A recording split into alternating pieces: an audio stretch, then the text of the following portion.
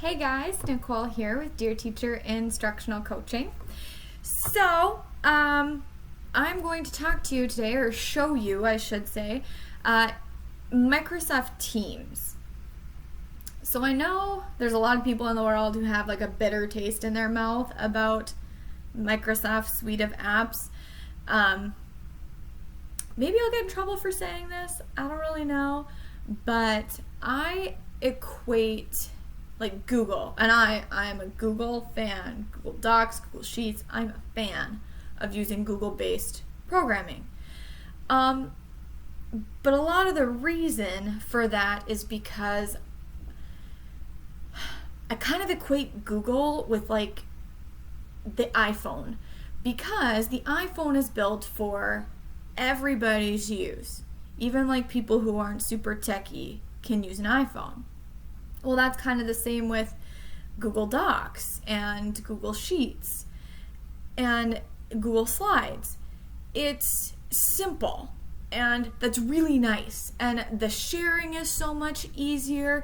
You can kind of move the document around without it changing anything on anybody else's side of it, as far as saving it into different places on your own computer. And so it's kind of dummy proof. And so it's really, really simple to use. And so I kind of equate it to like the iPhone. Whereas like Microsoft's suite of apps is a little bit more like the Android ecosystem, where there is so much that you can personalize and edit with it. And there's little finicky things here and there that for your average person, such as myself, it gets really frustrating. I am an iPhone user 100%. It's simple. I need it simple. Now, I'm very lucky because I grew up at a time when we were taught Microsoft and Microsoft's suite of apps as it was on our desktop computers before everything went to the cloud. So the transfer of knowledge was pretty simple for me personally. So a lot of people, instead of using the Microsoft suite of apps, were jumping onto, when it came to virtual learning, they were jumping to Zoom.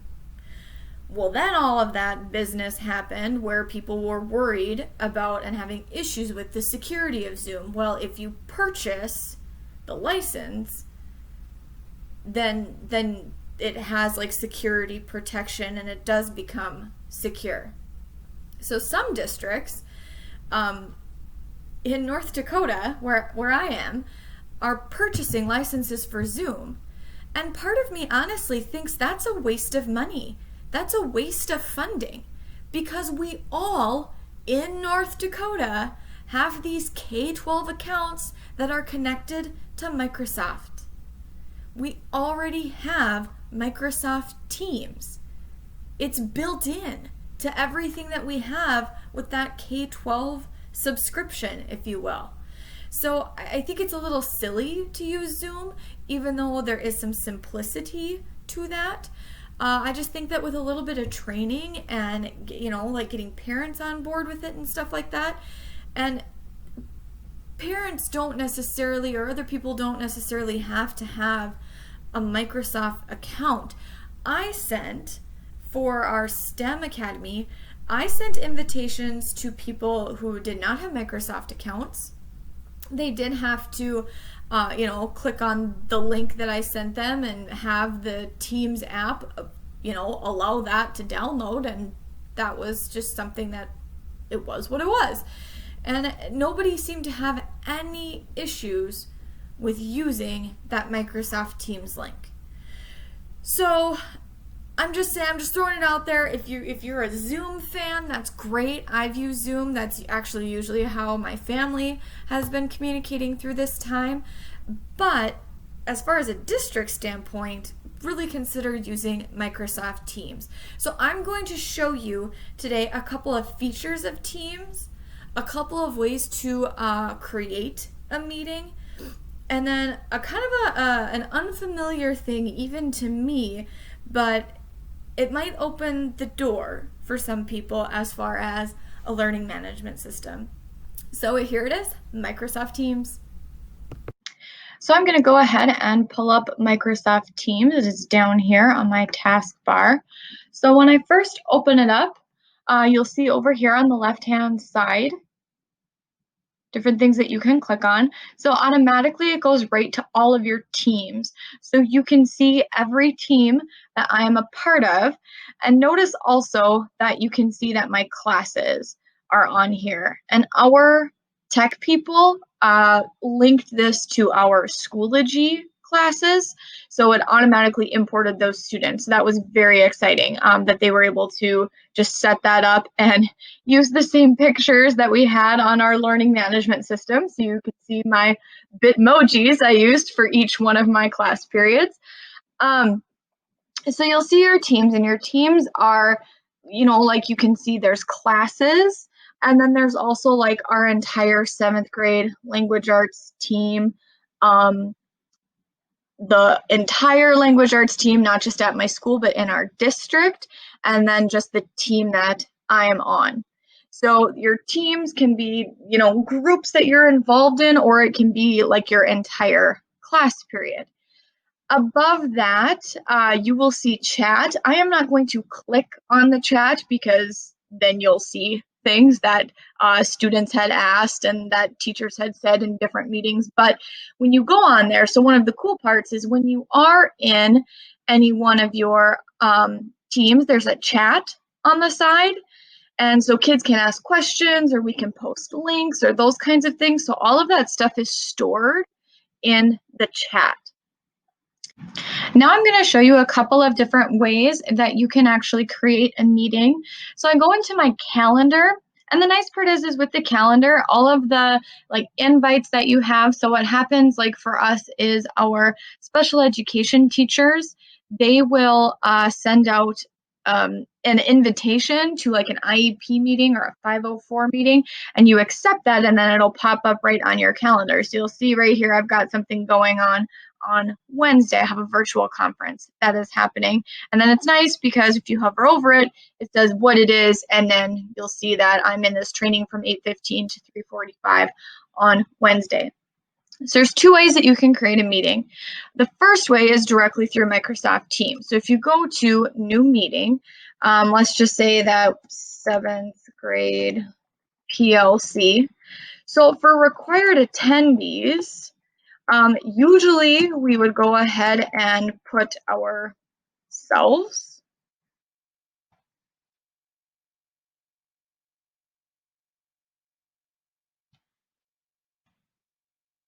And you can see there I am, Nicole Nelson. And let's say, for example, that we agree that we are going to meet every Monday, 3 o'clock to 4 o'clock. So right now it says that this does not repeat. However, you can change that to weekly. So let's say, for example, that we agree every Monday from 3 to 4, we are going to meet. Spot for you to type details if you absolutely need to. And then we click send. And now that's going to pop up on my calendar. Now, after I hit send, because I'm a required attendee, and it won't do this unless you put yourself as the required attendee, it now gives you this Microsoft Teams link, and you can copy that link and send it to anybody. Okay, so that means that can get sent in an email to people who need to be invited. It also can mean that instead of sending in an email, you can send to somebody in your district, you can send it to somebody outside of the district. So for example, I talked about how I was a part of a STEM program. This link was the link that we sent to our speakers so they could come on and speak to the students virtually. So because of that, now I have access to the chat. So this is where people can type messages. I have access to any files. I, of course, am the one with the access to the details, any meeting notes, and there's an option to use the whiteboard. Okay. When you are, let's say, for example, that something comes up, like COVID, you need to cancel these meetings.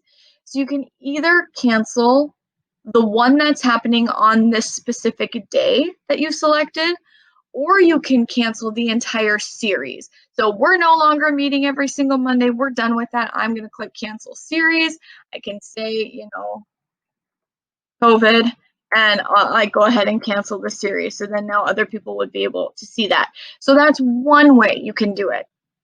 Remember, in order for you to get that link, you have to make yourself a required attendee. Otherwise, that link doesn't show up. The workaround for that would be in my Outlook. So I'm in like my email now. I can go to my calendar, which I'm in already, and you see up here where it says new Teams meeting. I can go ahead and create.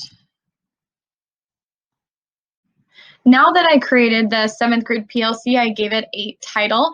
So a couple of benefits about doing this through your Outlook versus doing it through Microsoft Teams is this is already set up as an email.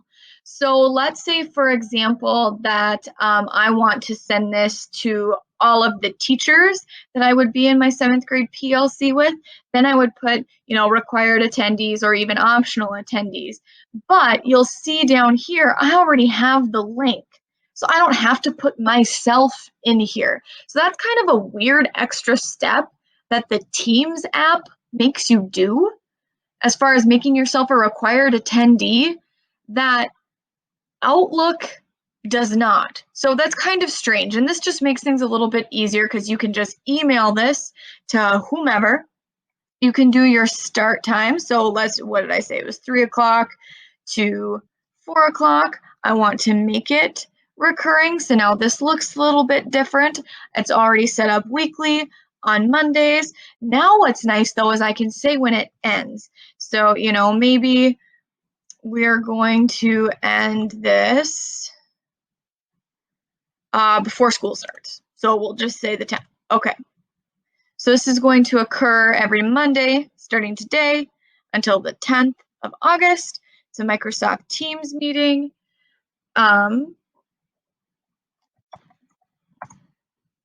Please add this to your calendar. Or maybe I would have to say something in there, and this could be in your meeting description in Microsoft Teams too, is you could say something, like if you needed them to read something or bring something or whatever it happens to be, but then you'd go ahead and you would send this meeting invitation, and then it would pop right into their email and they would go ahead and accept it.